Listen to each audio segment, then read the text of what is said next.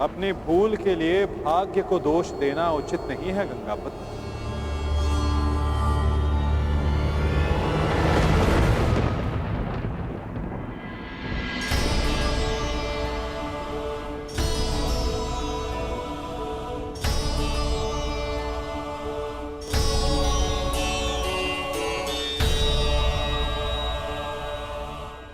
योद्धा को इस अवस्था में देखना भी तो उचित नहीं वासुदेव। मेरे समक्ष केवल एक योद्धा ही कहां खड़ा है। मैं तो उस पुत्र को, उस पितामह को देख रहा हूं जिसकी दृष्टि में अपराध बोध है और मन में पश्चाताप की अग्नि। सत्य कहा आपने। आप एक योद्धा को नहीं, एक अभागे को देख रहे हैं। मुझसे बड़ा अभागा इस संसार में कौन होगा। एक ऐसे युद्ध में भाग लेने जा रहा हूं जहां मेरे ही वंश के लोग एक दूसरे के रक्त के प्यासे हैं। भाइयों में प्रेम की जगह प्रतिशोध है, अहंकार है। बाण किसी ओर से भी चले, छाती मेरी ही छलनी होगी। रक्त किसी का भी बहे, हृदय मेरा रोएगा। और मैं इस अनर्थ को रोकने के लिए कुछ भी नहीं कर सकता। जब आप रोक सकते थे तब आप मौन रहे गंगापुत्र।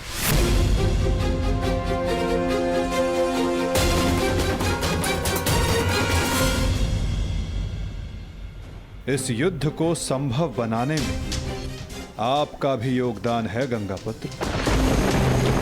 उस अधर्म के आप भी भागीदार थे। भागीदार नहीं वासुदेव, विवश था मैं। अपने वचन से, अपनी प्रतिज्ञा से बंधा हुआ था। आपकी प्रतिज्ञा हस्तिनापुर के सिंहासन की रक्षा करना थी।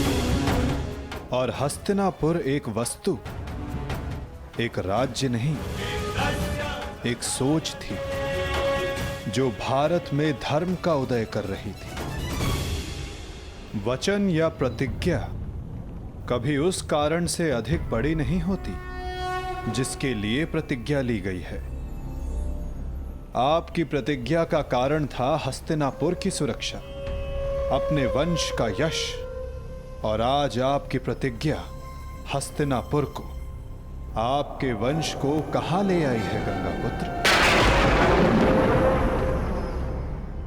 आपने हस्तिनापुर को ऐसा राजा दिया जो अपनी ही प्रजा के अश्रु नहीं देख सकता, ऐसा युवराज दिया जो अपनी ही भ्राताओं की संपत्ति से द्वेष रखता है। आपके इस वचन ने एक स्त्री का भरी सभा में सबके समक्ष मान मर्दन होने दिया। माता पिता अपनी संतान को वचन देते हैं कि वो उनका साथ देंगे, परंतु अपनी संतान को सही मार्ग पर रखना माता पिता का कर्तव्य होता है।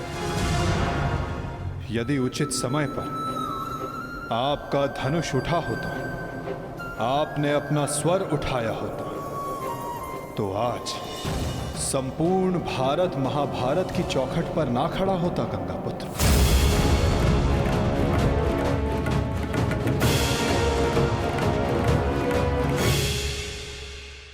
प्रतिज्ञा को पूर्ण करने के लिए कितना बड़ा मूल्य चुका रहा है ये संसार। समय आ गया है कि उस प्रतिज्ञा को तोड़ दिया जाए, क्योंकि उचित और अनुचित की परिभाषा प्रतिज्ञा से नहीं, अंतरात्मा की पुकार से बंधी होती है गंगापुत्र। ये चुनाव आपका था और इसका फल भी आप ही भोगेंगे। अपने चुनाव के लिए आप स्वयं उत्तरदायी हैं गंगापुत्र, ना कि आपकी प्रतिज्ञा और ना ही आपका प्रारब्ध। ठीक कहा आपने वासुदेव। मैं अपने चुनाव का उत्तरदायित्व अपने सर लेता हूं। मेरा चुनाव है कि मैं अपना वचन तोड़ नहीं सकता। निराशा हुई मुझे ये जानकर।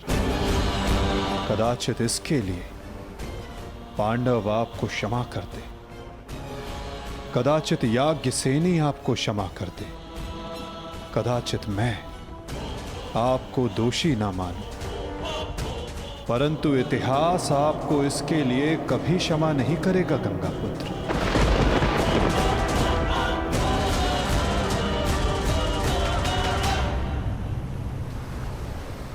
रुकिए वासुदेव, मैं नहीं चाहता कि मुझे क्षमा मिले।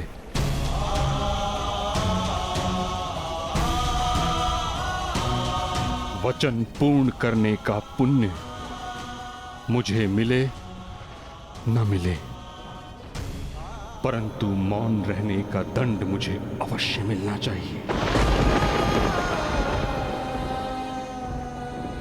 मैं अपने निर्णय से असंतुष्ट हूं, परंतु इस बात का मुझे संतोष है कि पांडवों के पास वो अस्त्र है जो मुझे मेरी प्रतिज्ञा और मेरे श्राप से मुक्ति दिला सकता है।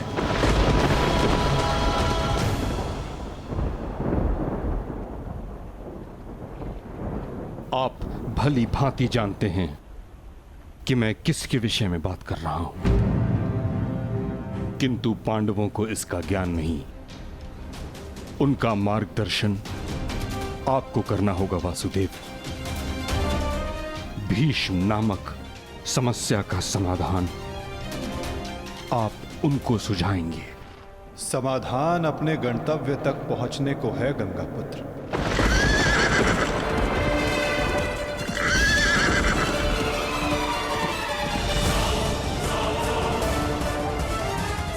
प्रणिपात।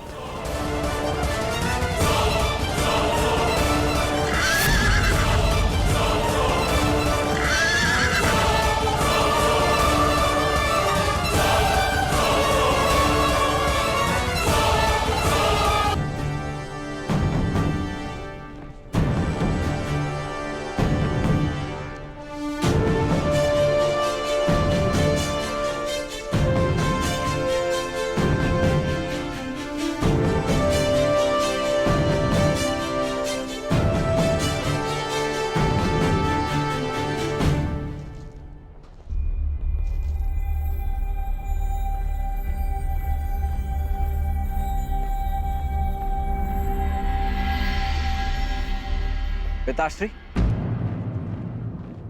आप इस भूमि को प्रणाम क्यों कर रहे हैं? क्योंकि ये एक अति पावन भूमि है जहां मेरे गुरु परशुराम ने तपस्या की। परंतु अब ये एक युद्ध भूमि है। अब यहां तपस्या नहीं, शत्रुओं का संहार होगा। एक योद्धा के लिए युद्ध भूमि उसकी कर्म भूमि, धर्म भूमि और यज्ञ भूमि होती है। मंदिर के समान पवित्र होती है। परंतु पिताश्री, मेरी दृष्टि में ये सोच एक योद्धा को युद्ध में निर्बल बनाती है। मेरा मानना है कि योद्धा जब तक क्रोधित ना हो तब तक वो प्रहार नहीं कर सकता। नहीं, क्रोध में किया गया प्रहार शत्रु से अधिक स्वयं को हानि पहुंचाता है।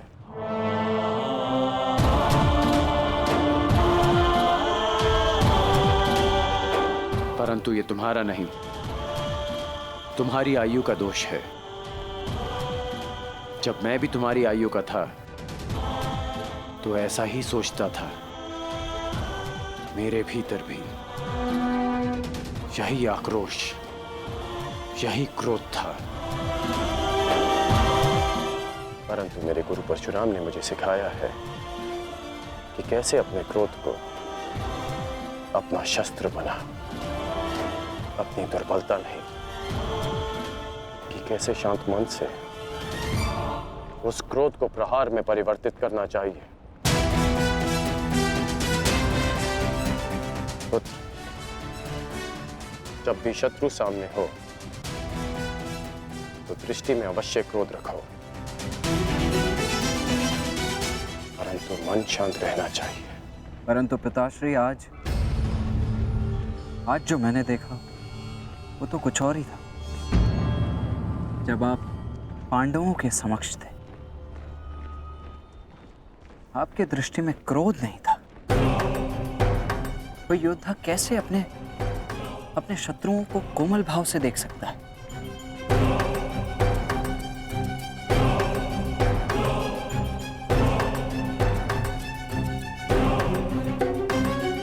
आवश्यक नहीं कि हर कोई जो हमारे विपक्ष में खड़ा हो, हमारे विरोध में खड़ा हो, वो हमारा शत्रु हो।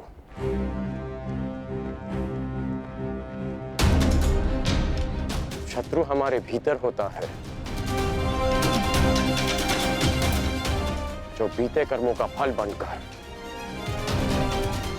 हमें सर्प की भांति डसता है। इसमें कोई संदेह नहीं कि भीम सबसे बली है, प्रबल योद्धा है। परंतु यह भी निश्चित है कि कुमार धृष्टद्युम्न रणनीति में सबसे कुशल और प्रहार में सबसे गतिमान है। परंतु एक सेना के दो सेनापति कैसे हो सकते हैं धर्मराज? अब आप ही बताइए कि किसे सेनापति चुना जाए।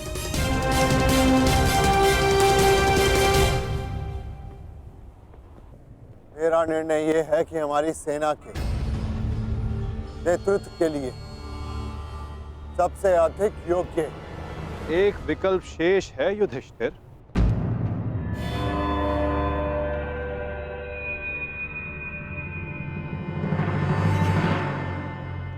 कौन वासुदेव? सेनापति पद के लिए भीम से अधिक कुशल और कौन हो सकता है? भीम की कुशलता पर मुझे कोई संदेह नहीं, परंतु हमें एक ऐसा सेनापति चाहिए जो युद्ध में गंगा पुत्र के समक्ष खड़ा हो सके।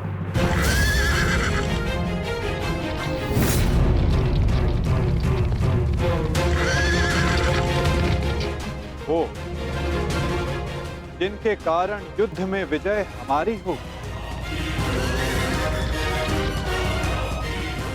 और वो केवल एक ही जो कौरवों के सेनापति गंगापुत्र भीष्म का सामना कर सकती है।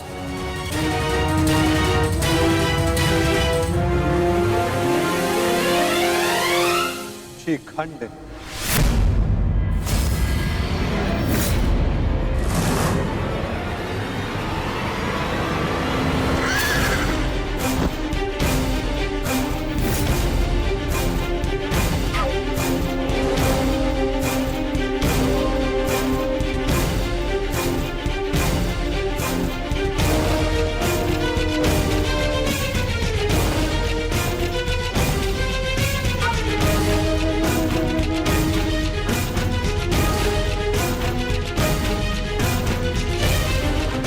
प्रणिपात, ये युद्ध केवल आपका नहीं, मेरा भी है। हर उसका है जिसको कौरवों के अन्याय से कष्ट हुआ है। और मैं वचन देती हूं, कौरवों को परास्त करने के लिए मैं पूरा प्रयास करूंगी। हर हर महादेव! हर हर महादेव! हर हर महादेव! हर हर महादेव! हर हर महादेव!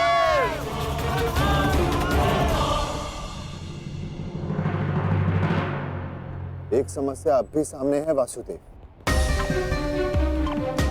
हमारे पास 7 अक्षौणी सेना है और कौरव सेना 9 अक्षौणी। हमें कोई ना कोई समाधान अवश्य निकालना होगा वासुदेव। उन पांडवों के पास 7 अश्विनी सेना है और हमारे पास 9। चिंता करने की आवश्यकता उन्हें है, हमें नहीं। यदि तुम यूं ही बैठे बैठे आनंद मनाते रहोगे ना दुर्योधन, तो शीघ्र ही ये समीकरण बदल जाएगा। ना मेरे कहने का तात्पर्य ये है कि शीघ्र ही ये समीकरण बराबर का हो जाएगा दुर्योधन। समझ गए? कैसे? मद्रराज शल्य स्मरण है? नकुल सहदेव का मामा है वो, मामा। और हर मामा अपने भांजे के अतिरिक्त और किसी का सगा नहीं हो सकता ना। और ये बात तुमसे अधिक कौन जान सकता है? उसके पास दो अक्षौणी सेना है, दो, और वो भी अति शक्तिशाली। वो यदि पांडवों के पक्ष में चला गया ना, तो पांडवों की शक्ति हमसे अधिक हो जाएगी निश्चित। और हाँ, कलिंग का स्वयंवर तो स्मरण है ना तुम्हें दुर्योधन? शल्य को शत्रु का क्रोध अधिक शक्तिशाली बना देता है, देखा है तुमने? देखा है ना? और हाँ, मैंने तो ये भी सुना है कि शल्य सेना का हर एक सैनिक शल्य की इस विद्या में थोड़ा कम, थोड़ा अधिक कुशल है। ये तो चिंता का विषय है मामाश्री। नहीं होना चाहिए। शैल्य को अपने पक्ष में कैसे किया जाए? है, मेरे पास एक योजना है दुर्योधन। मद्रराज शल्य अपने वचन का पक्का है, परंतु चरित्र का थोड़ा सा कच्चा। ये स्वभाव से थोड़े रसिक भी हैं। तुम समझ रहे हो ना मैं क्या कह रहा हूँ? रसिक हैं थोड़ी सी। चल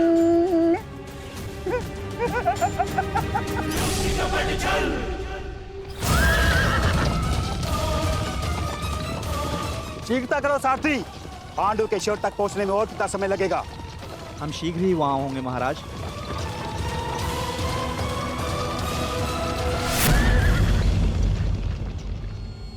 रथ क्यों रोका?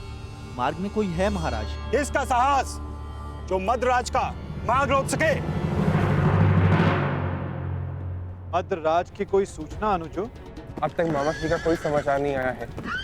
समझ में नहीं आता किस कारणवश उन्हें इतना विलंब हो रहा है। प्रतीक्षा केवल दुर्बल करते हैं नकुल,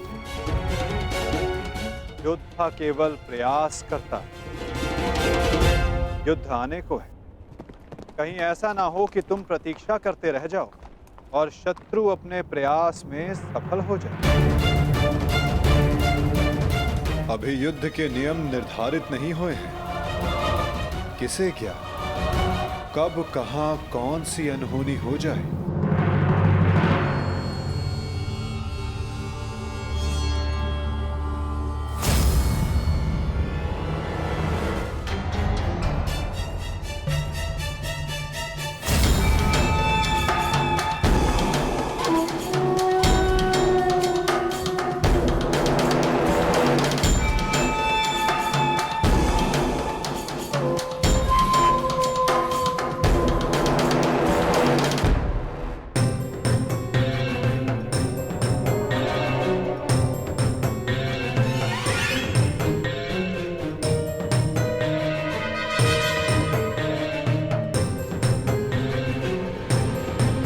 प्रणिपात्र मद्रराज। कौन है आप? आपकी सेविकाएं। आपकी यात्रा बहुत लंबी है, आपकी सेवा के लिए आए हैं, आपको आपके गंतव्य स्थान तक पहुंचाने। किसने आपको भेजा है? वासुदेव। वासुदेव? वासुदेव को हमारा धन्यवाद कहिएगा, परंतु मुझे आज विलंब हो रहा है। प्रणाम। मद्रराज, क्या आप हम दोनों को दंडवीर बनाना चाहते हैं?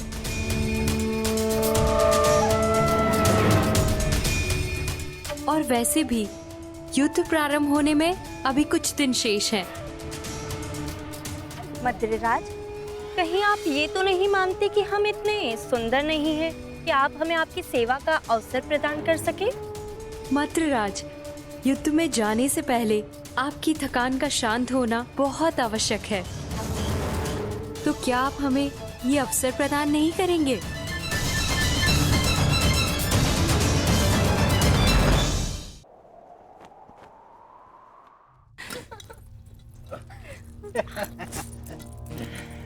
सेवा का आनंद ले रहे हैं ना? अवश्य।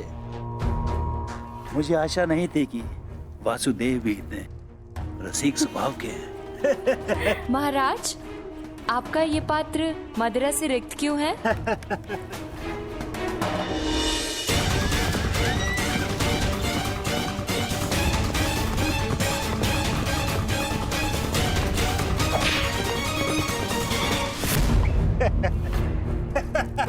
महाराज, हमसे क्या भूल हुई?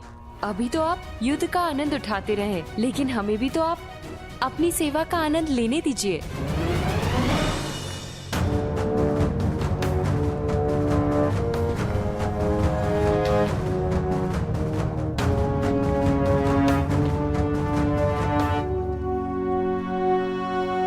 प्रणिपात मद्रराज।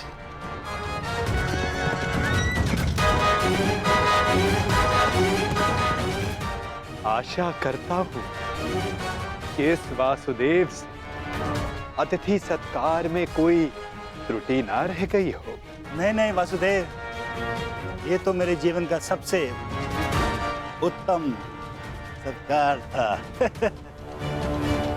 मैं अति प्रसन्न हूँ कि ये युद्ध मैं आपकी तरफ से लड़ रहा हूँ, और युद्ध के पश्चात मैं एक बार फिर से ये सत्कार लेना चाहूंगा।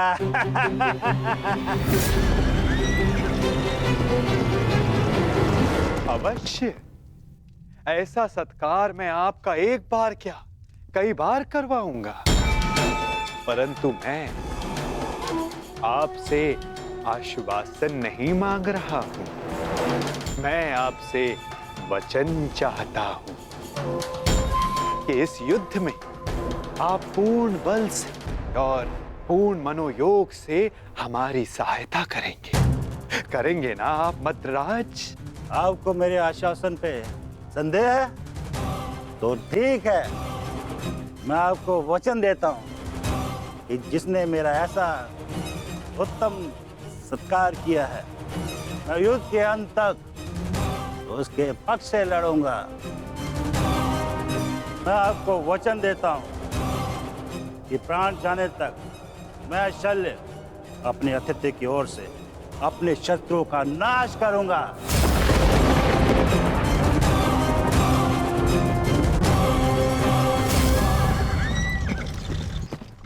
उत्तम, अति उत्तम। धन्यवाद मद्रराज, धन्यवाद। धन्यवाद मद्रराज, धन्यवाद।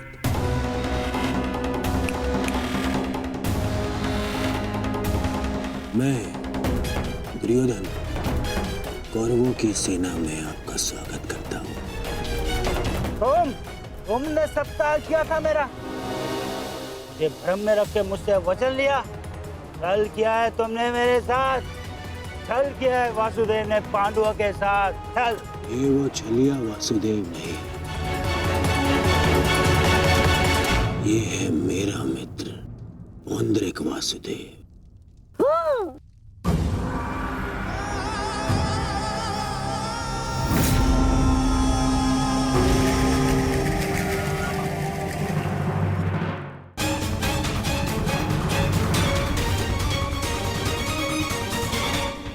ये मामा श्री की सेना कौरवों के शिविर की ओर क्या कर रही है? ज्येष्ठ, ये सोचने का नहीं, बढ़ने का समय है। मैं तुम सबको महाराज शांत हो जाइए, शांत। आपने तो वचन दिया है, तो अब आपको कौरवों की ओर से ही लड़ना होगा, और युद्ध के नियमानुसार अपने ही पक्ष के योद्धा पर प्रहार नहीं करते मद्रराज, हैं? तो आइए, कौरव दल में आपका मैं शकुनी महारथी शल्य का स्वागत करता हूं। तुम सब ने छल किया है, छल। देख लूंगा तुम्हें सबको।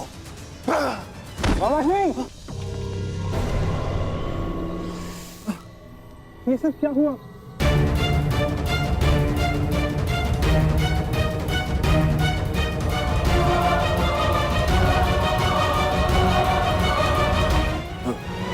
पुत्र नकुल, मैं मगधराज कदाचित हिचकिचा रहे हैं।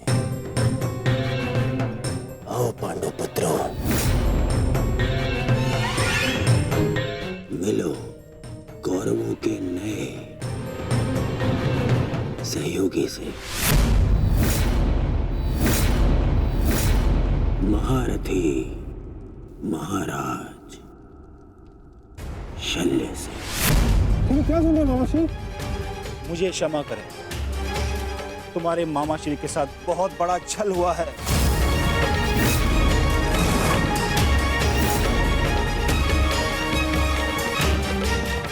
मुझे भ्रम में रखकर वचन लिया गया है मुझसे। भ्रम से ही सही, परंतु आप वचन के भार से बद्ध है मद्रराज। दुर्योधन, तुमने हमारे साथ छल किया है। मामाश्री ने सबसे पहले हमें आश्वासन दिया था। शांत विकोदर, शांत। पांडवों को आश्वासन मिला था, परंतु कौरवों को वचन मिला है विकोदर, वचन। और वचन वचन होता है, उसे तोड़ा नहीं जा सकता।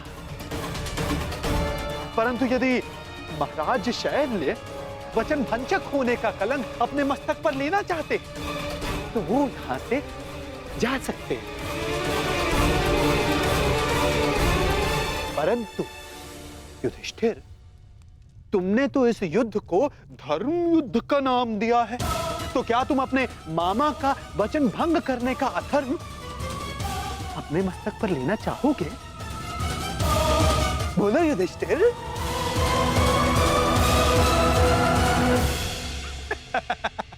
ये सब तुमने किया है पाखंडी। सावधान, सावधान सुन।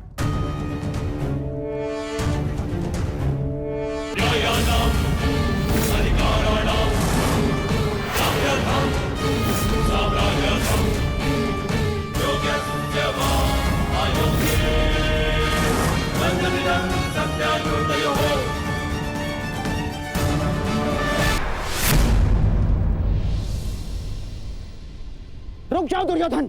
नहीं मामाश्री, आज मेरे मत आइए। बहुत हो गया, बहुत हो गया इन पांडवों का। आज अभी और इसी क्षण इन पांडवों को और इस युद्ध को समाप्त कर दूंगा मैं।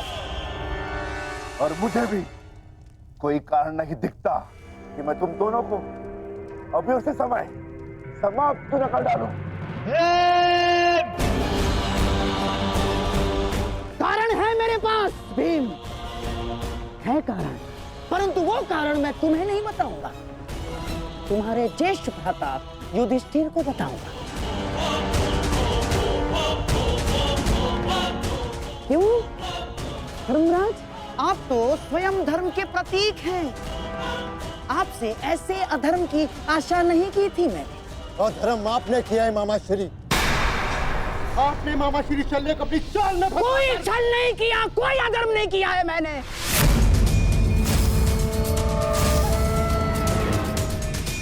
कदाचित आप भूल रहे हैं धर्मराज कि अभी तक युद्ध के कोई नियम निर्धारित नहीं हुए, तो हम पर कोई बंधन नहीं है। हम अपना पक्ष बढ़ाने को पूर्ण स्वतंत्र हैं, और हमने जो कुछ भी किया ना धर्मराज, वो हमारा अधिकार था। और क्या किया हमने? हैं?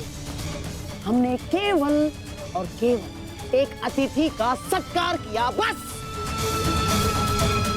मातृदेव भव, पितृदेव भव, आचार्य देव भव, अतिथि देव भव पढ़ा होगा आपने, हैं? अपने धर्म में। तो बताइए, एक अतिथि का सत्कार करना क्या दंडनीय है? और कोई छल नहीं किया इस पौंड्रक वासुदेव ने। अतिथि ने पौंड्रक वासुदेव को अपना परिचय पूछा, तो उन्होंने बता दिया। उसमें क्या भूल की?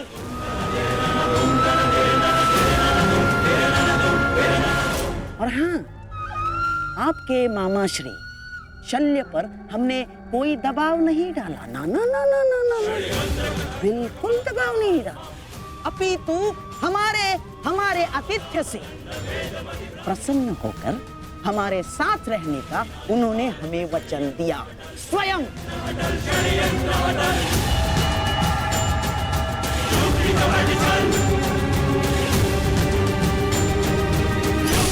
धर्मराज, मुझे खेद है कि आपको मुझे धर्म समझाना पड़ रहा है। आपको क्या आपने धर्म शब्द का उच्चारण किया गांधार राज?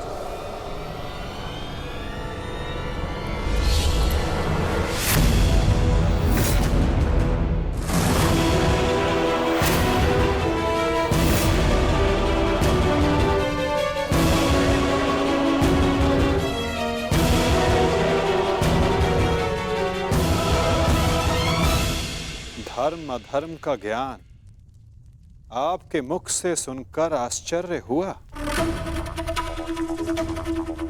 उनके मुख से जिन्होंने स्वयं कभी धर्म की सीमा का मान न रखा, न राजभवन में, न उत्तराधिकारी के चुनाव में,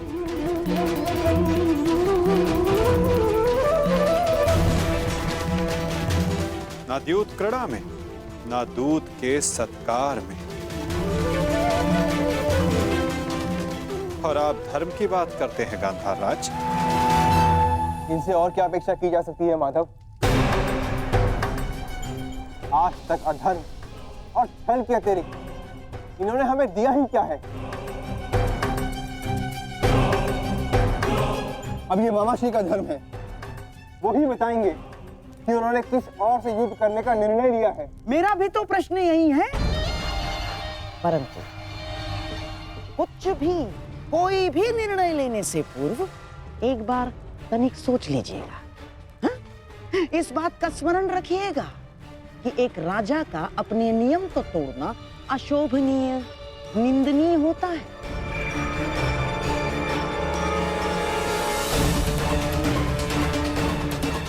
कैसे आपकी प्रजा आपका सम्मान करेगी जो राजा अपने दिए हुए वचन को तोड़ देता है, दिए हुए वचन से पलट जाता है? क्या क्या मुख लेके जाएंगे आपके प्रजा के समक्ष आप? तो युद्ध में आप किसका साथ देंगे? अपने भांजों का या अपने वचन का सम्मान करेंगे, मान करेंगे? पुत्र नकुल, मुझे क्षमा कर दो, परंतु मेरे पास कोई विकल्प ही नहीं है।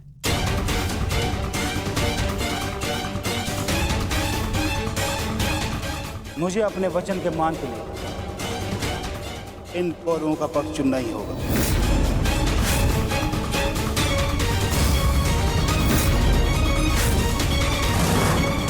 तो ठीक है मामाश्री, अब हम भी आप पर प्रहार करने के लिए सज रहेंगे।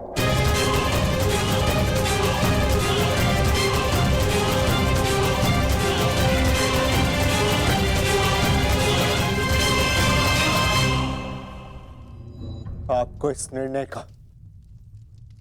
गंभीर परिणाम भुगतना होगा, ये मेरी प्रतिज्ञा है।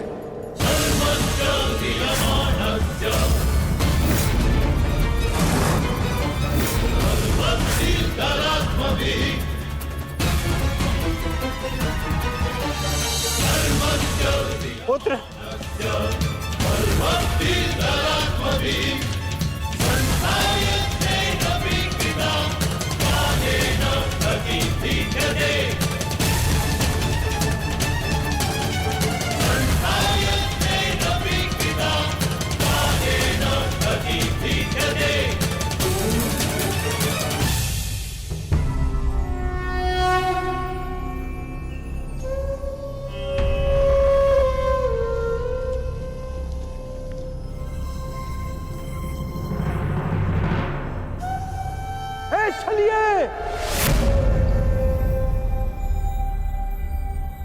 तू कहां चल दिया?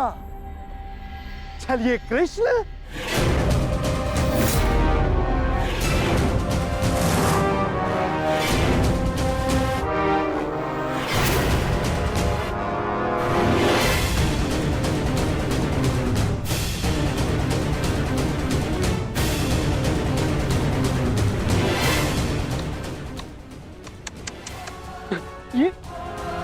ये क्या देख रहा हूं?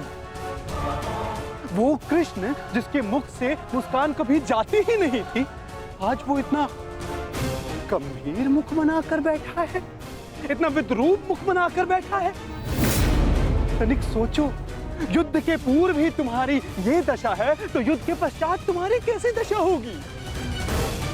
अब मुझे तुम्हें देखकर क्रोध नहीं आता, दया आती है, दया।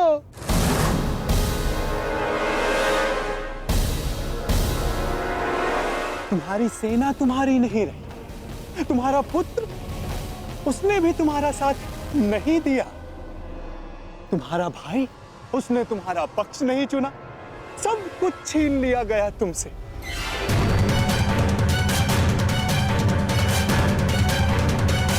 अरे हाँ, मुझे तो अभी स्मरण हुआ, तुम तो बड़ा मायावी बनते हो ना, तो क्यों नहीं रोक लेते ये सब?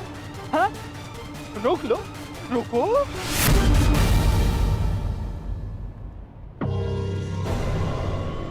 अरे हाँ, विचार करने वाली बात तो ये, जब मैंने तुमसे तुम्हारा सब कुछ छीन लिया, तो तुम उस सुदर्शन चक्र का क्या करोगे?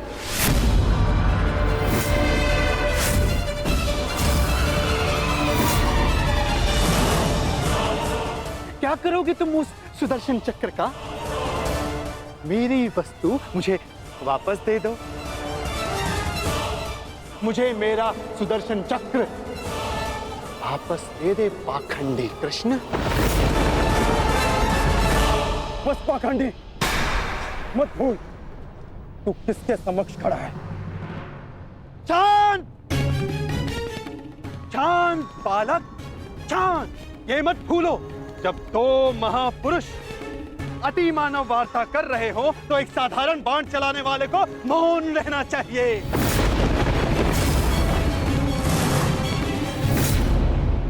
दुष्ट पौंड्रक, मैं आज ये सिद्ध कर देता हूं तू कितना बड़ा अतिमानव है।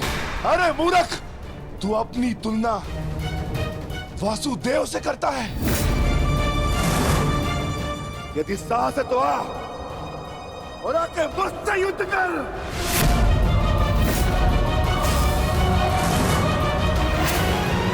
मूर्ख तो तुम पांडु पुत्र हो।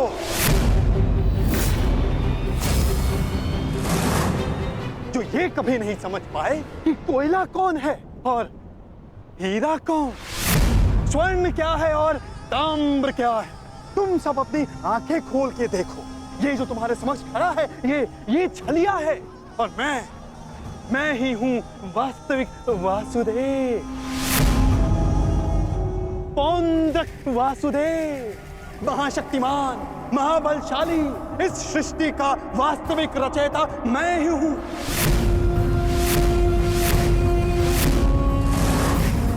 यदि मैं चाहूं तो तुम सबको एक क्षण में तुम सबका अंत कर सकता हूं। इसलिए मुझे मेरा अस्त्र उठाने के लिए पौंड्रक,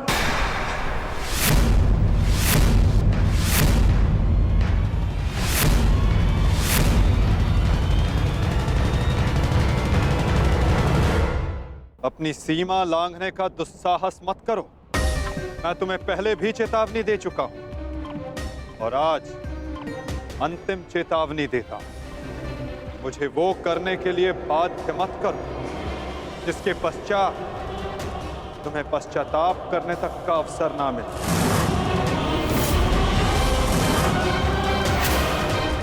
जाओ यहां से पौंड्रक।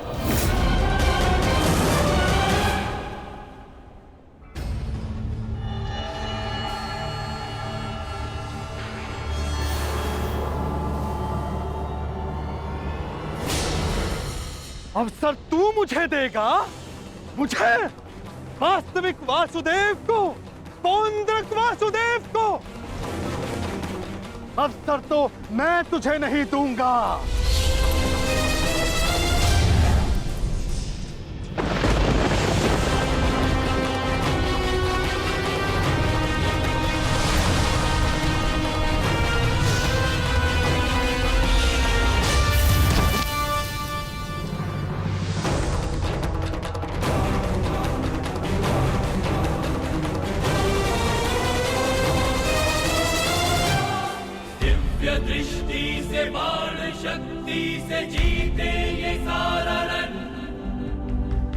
चित धरे आत्मबल भरे जीते हर बाधा कर छूट ना पाए लक्ष्य हो जाए सा झुका होकर वेग है सूर्य तेज है कवच चढ़ा इसके। दोबारा ऐसा दुस्साहस मत करना, अन्यथा कुछ करने के योग्य नहीं रह जाओगे पौंड्रक। मेरे पक्ष में होकर मुझे पर प्रहार करता है मूर्ख दुर्योधन। ये तुम्हारा मित्र है या शत्रु? तुम्हें पूर्ण विश्वास तो है ना कि ये हमारे ही पक्ष में है? इस सूत पुत्र मित्र को समझा दो कि मेरे और उस पाखंडी कृष्ण के मध्य आना बंद करे, अन्यथा तुम्हारे मित्र को दुष्परिणाम भुगतना होगा। मित्रकर्ण, पौंड्रक को चित कह रहा, तुम हमारे पक्ष में हो, पौंड्रक को वासुदेव पर प्रहार करने से क्यों रोका? क्योंकि मैं वीर दुर्जय योद्धा दुर्योधन के पक्ष में हूं। पीठ पीछे वार करने वाले को कायर कहा जाता है, वीर नहीं। और ये कहां का न्याय है मित्र? यहाँ एक निहत्थे पर पीछे से वार किया जाता है। क्या युद्ध से पूर्व ही हमारे पक्ष के योद्धा युद्ध के नियम भूल गए हैं?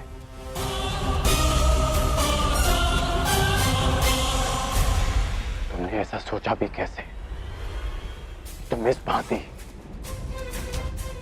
वासुदेव को वश में कर लोगे? सत्य को पहचानो मित्र, अपने नेत्र खोलो। नेत्र तो तुम्हारे बंद है मित्र। ये छलिया कोई अवतार नहीं है, केवल मायावी। शांति सभा में जो कुछ भी घटित हुआ केवल इस छलिए की माया थी, माया थी वो।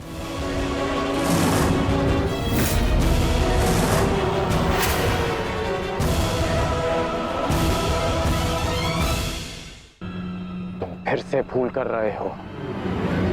भूल तो दुर्योधन ने किया, तुझे अपने पक्ष में रखकर विश्वासघाती। सत्य का ज्ञान तो तुझे नहीं है, तू अपने नेत्र खोल के देख। दुर्योधन, ये विश्वासघाती इन पांडवों के साथ और इस छलिए कृष्ण के साथ जाकर मिल चुका है। इस छलिए कृष्ण की वाणी बोल रहा है, उसके वश में है ये। अपने कर्मों को वश में ना रख पाए, परंतु अपने शब्दों को विराम लगाओ पौंड्रक। विश्वासघाती और छलिए तो तुम हो, जो स्वयं को किसी और के रूप में ढालना चाहता है। तुम एक अस्तित्वहीन घृणित जीव हो, जिसके पास ना कोई सम्मान है और न स्वयं की पहचान। तो अब एक सूत पुत्र मुझे मेरी पहचान और मान का ज्ञान देगा? पहचान तो मैं तुझे गया। तूने पांडवों और इस कृष्ण के साथ मिलकर दोनों तरफ संधि की है। मित्र दुर्योधन, ये विश्वासघाती युद्ध में तुम्हें अवश्य हानि पहुंचाएगा। नहीं। शांत हो जाओ अंगराज, शांत हो जाओ।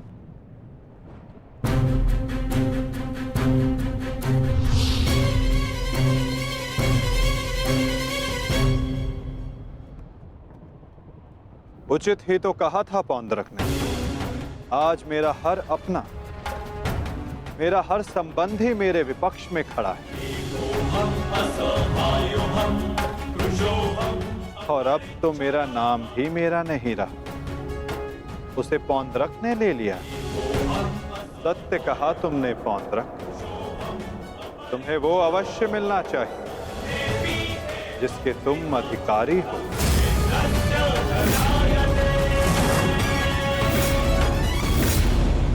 अद्भुत कृष्ण, अद्भुत। आज प्रथम बार तेरे मुख से सत्य निकला है छलिए। तो अब मुझे वो सुदर्शन चक्र दे दे जिसका वास्तविक अधिकारी मैं हूं। दे मुझे वो सुदर्शन चक्र। ठीक है पौंड्रक, मैं इसी क्षण दोनों पक्षों को साक्षी मानकर तुम्हें वो देता हूं जिस पर तुम अपना अधिकार समझते हो।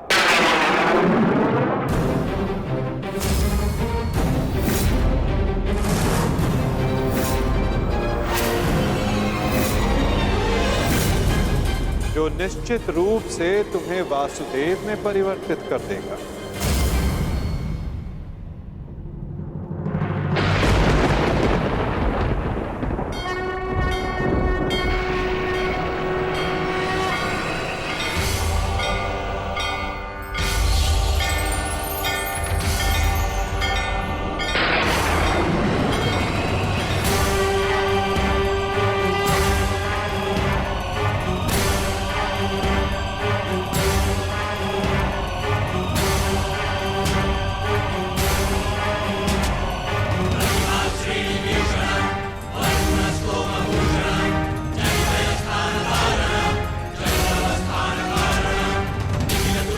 ये लो पौंड्रक, वो अस्त्र जिसका वास्तविक वासुदेव के पास होना अनिवार्य है।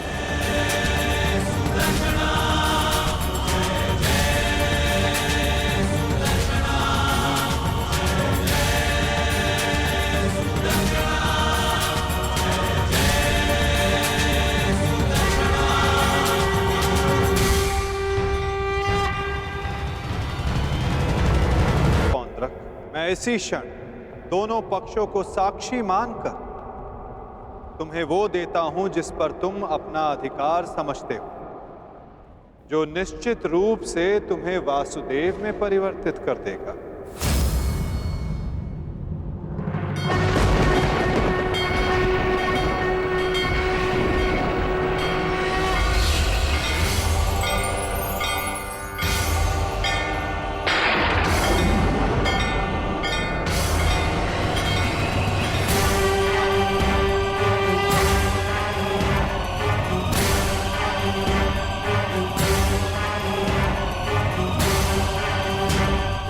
ये लो पौंड्रक, वो अस्त्र जिसका वास्तविक वासुदेव के पास होना अनिवार्य है।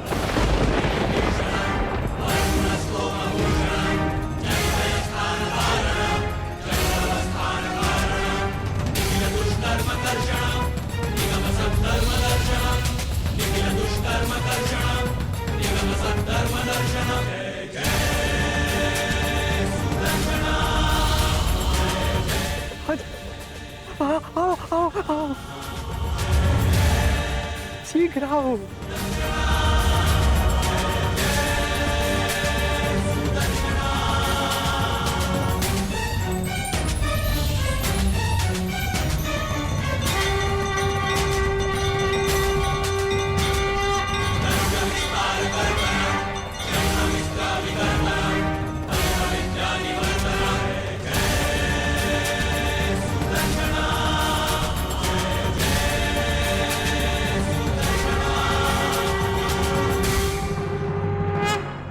अंततः वो समय आ गया जिसकी मुझे बरसों से प्रतीक्षा थी। मुझे मेरा सुदर्शन चक्र मिल गया मुझे मेरा सुदर्शन चक्र। अब मुझे परास्त कोई नहीं कर सकता, क्योंकि मैं अब सर्वशक्तिशाली हूं। मैं वासुदेवा।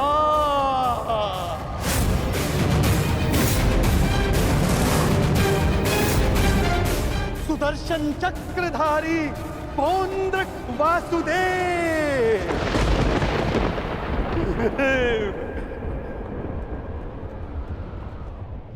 अब समझा मूर्ख सूत पुत्र कि वास्तविक वासुदेव कौन है? तेरे इस छलिए कृष्ण ने भी स्वयं यहां स्वीकारा कि वास्तविक वासुदेव कौन है। यदि अब तूने मुझ पर कोई प्रहार करने का दुस्साहस किया तो अब तू भली भांति जानता है कि मुझसे बुरा और कोई नहीं होगा। क्षण भर में वध कर दूंगा तेरा।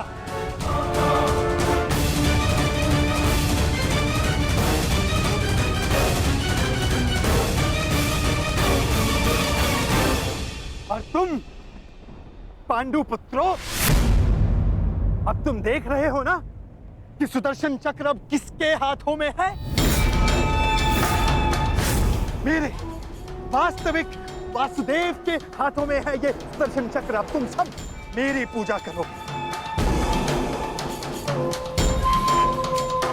क्योंकि मैं ही वास्तविक वासुदेव हूं।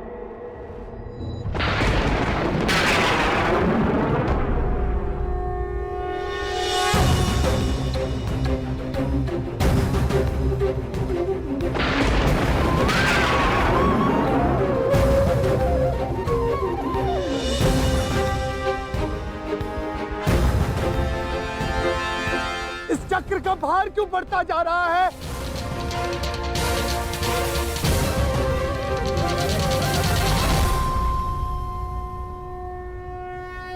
दुर्योधन, ये चक्र भारी होता जा रहा है। ये चक्र मुझे कुचल देगा।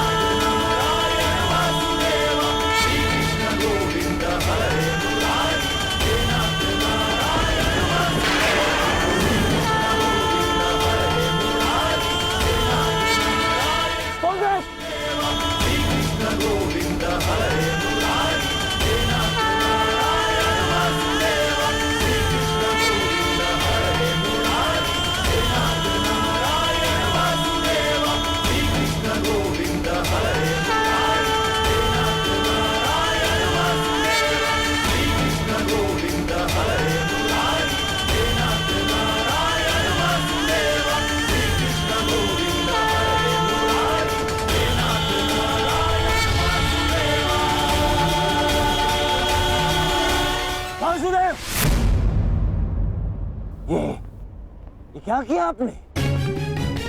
वध कर दिया, छल किया, फिर से छल किया आपने।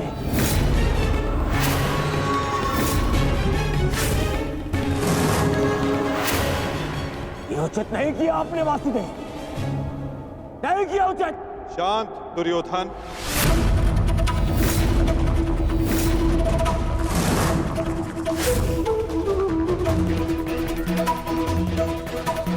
इतना क्रोधित क्यों हो रहे हो गांधारी नंदन? मैंने तो तुम्हारे मित्र को वो दिया जो वो मुझसे मांग रहा था। अब वो उसका भार नहीं सह पाया, ये मेरा दोष नहीं। औंद्रक ने अपनी मृत्यु का आवाहन स्वयं किया था दुर्योधन, और इसके लिए तुम्हें आक्रोश में आने की कोई आवश्यकता नहीं। क्रोध नहीं आएगा, क्रोध आना आवश्यक है। तुम्हें देखकर, इन पांडवों को देखकर, तुम्हारा छल देखकर।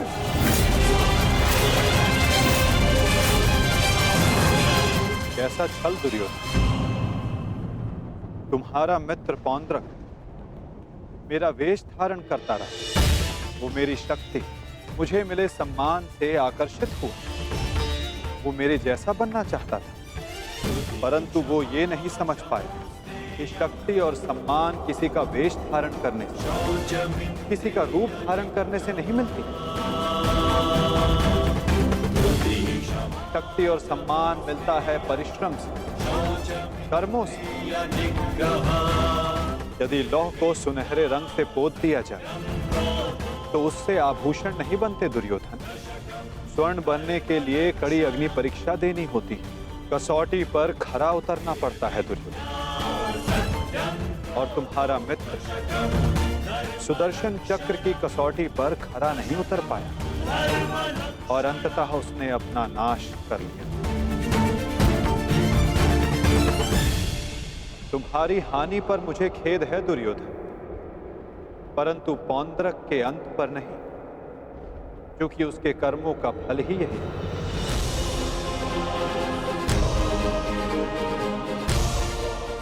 अब आज्ञा दे युवराज।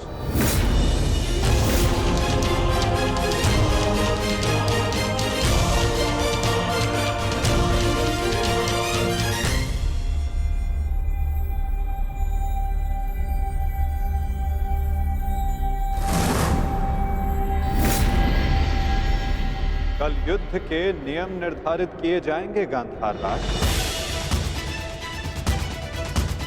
जब युद्ध क्रीड़ा में नियम निर्धारित किए जा रहे थे तब वहां मैं उपस्थित नहीं था, परंतु इस बार उत्सुक हूं ये जानने के लिए कि इस युद्ध में अपनी विजय के लिए आप क्या नियम बनाएंगे गांधार राज।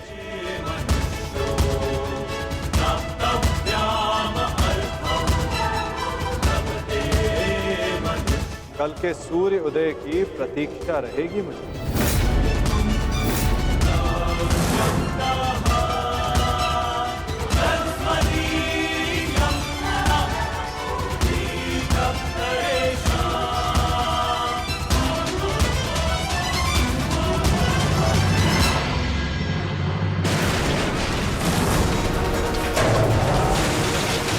क्या हो गया? ये क्या कर रहे हो तुम? हाँ, देखो देखो दुर्योधन, देखो। ना ना ना नहीं नहीं नहीं दुर्योधन। मैं उस वासुदेव को नहीं छोड़ूंगा।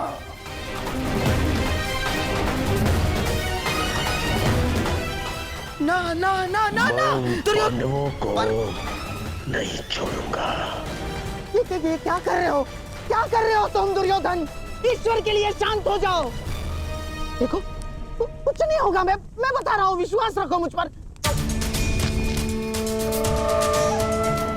आप शांत हो जाइए, अन्यथा मैं आपको शांत कर दूंगा। नहीं नहीं नहीं, देखो देखो देखो देखो दुर्योधन। हाँ, शांत हो जाओ दुर्योधन। देखो तनिक सोचो, पौंड्रक के जाने से हमें कोई हानि नहीं पहुंची है, कोई हानि नहीं पहुंची है दुर्योधन। इस संसार में हर कोई अपना एक प्रयोजन लेकर आता है और पौंड्रक ने भी यही किया। पौंड्रक का केवल एक ही प्रयोजन था कि वो मद्रराज शल्य को भ्रमित कर दे, और पौंड्रक ने अपने जीवन का प्रयोजन सिद्ध कर दिया है दुर्योधन। अब हमारे पास 11 अक्षौणी सेना है और पांडवों के पास केवल 7 दुर्योधन, केवल 7। अब ये विलाप का समय नहीं है, उत्सव का समय है, उत्सव का। उत्सव मनाओ। वो तो ठीक है मामा श्री, परंतु मैं उस वासुदेव का कौतुक भुला नहीं पा रहा हूं।